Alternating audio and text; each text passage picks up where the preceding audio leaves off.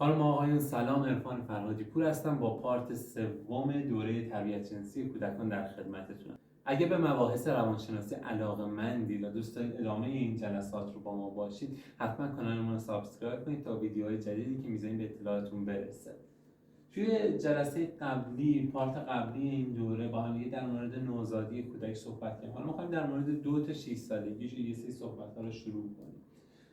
چند تا مورد میخوام قبل از شروع در مورد 2 تا 6 سالگی بهتون بگم. یکی اینکه کودک شما یک کودک کاملا منحصر به فرده، نباید اونو با کودک‌های دیگه مقایسه کنید. اگه مثلا دختر برادرتون توی 2 سالگی توالت رفتن یاد گرفته، کودک شما ممکنه توی 3 سالگی یاد بگیره. نباید اینا رو مقایسه کنید با هم دیگه.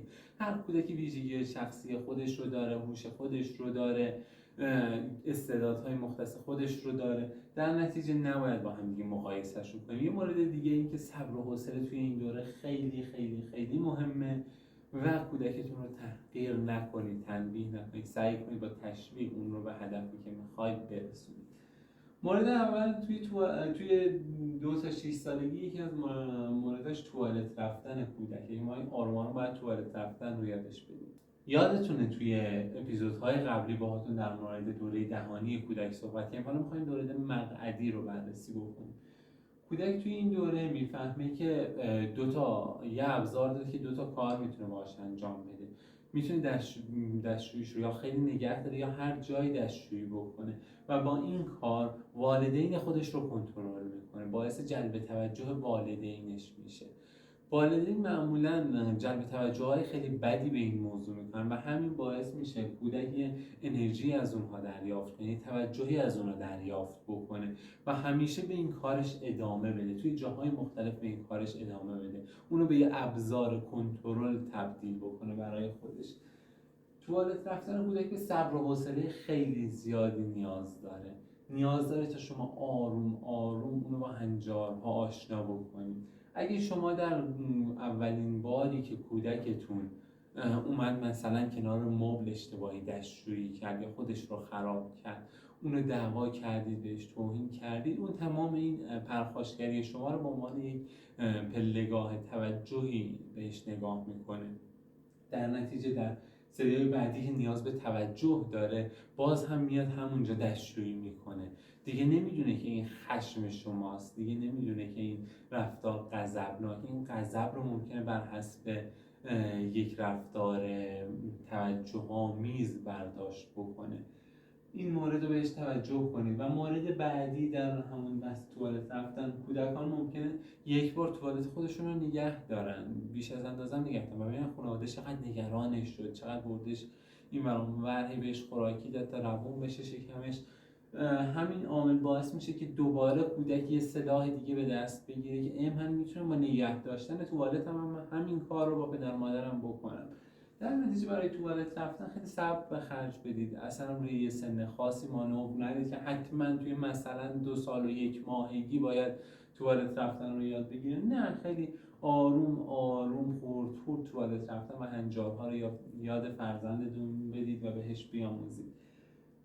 این یه مورد بعدی توی این دوره مورد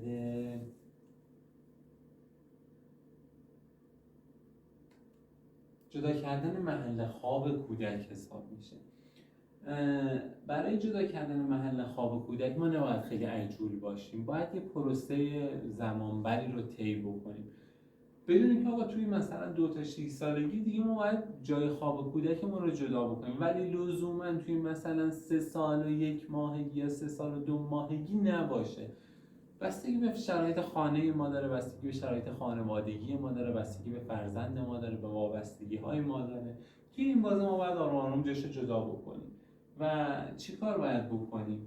در گام اول اتاق بچه رو جدا میکنیم و چند روز بچه‌ای که تا حالا پیش پدر مادر میخوابیده، حالا اتاقش جدا میشه و مادر میره پیش فرزند میخوابه چند شبانه. گام بعدی، مادر دیگه نمیخوابه شبا پیش فرزند، مادر بیدار میمونه تا فرزند خوابش ببره. بعد که خوابش برد برمیگرده میاد سر جاش.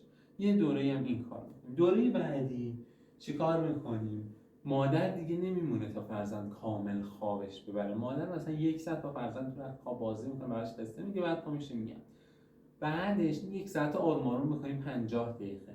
مادر دیگه 1 ساعت نمیمونه، 50 دقیقه میمونه پیش فرزند خوابش ببره، بعداً برمیگرده میاد. بعد 40 دقیقه، بعداً 30 دقیقه، 20 دقیقه، تا این زمان به 0 برسه. و دیگه جوریه که بچه خودش به تنهایی میره توی جای خودش میخواد. این دوره خیلی زمان بره، خیلی به صبر و حوصله نیاز داره. اصلا نباید عجله به خرج بدید برای این مورد. مورد بعدی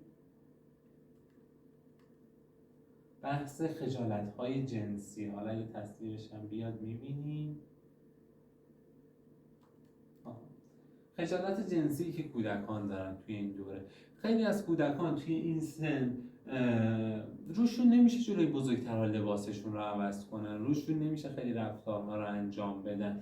ما باید احترام بذاریم به این خجالت جنسی کودکمون، نباید مجبورش کنیم، نباید به خاطر این رفتار بهش توهین کنیم. این همون هویت جنسیه که داره در فرزند ما شکل میگیره، همون تلاش‌هایی که ما کردیم اینجا داره نتیجه میده. پس نباید بیایم یه رفتار خلاف اون رو داشته باشیم و بهشون حرف ناسزایی بزنیم، اونا رو تحقیر کنیم، سرشون داد بزنیم یا هر چیز دیگه.